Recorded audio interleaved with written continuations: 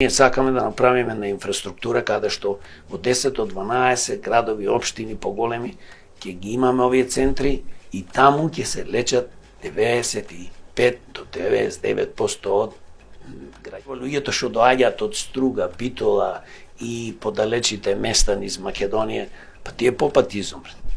Имаш ти итни случаи кои што мора да се некогаш минути или се потребни да спасиш човечки живот, а ти го пушташ во Скопје, дури да стигне во Скопје во оваа гужва и свет му треба 5 часати.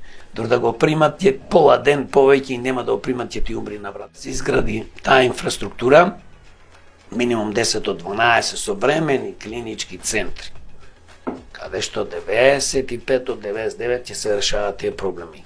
5% до 1% треба да имаме некоја врвна, да речеме гранка, каде што не можеме да ги решаваме проблеми во помалите општини, ќе се решават во Скопје. Но и Скопје не сме да се изгради на огромен клинички центар каде и да било. Не е битно дали ќе биде во Сара или ќе биде Драчево.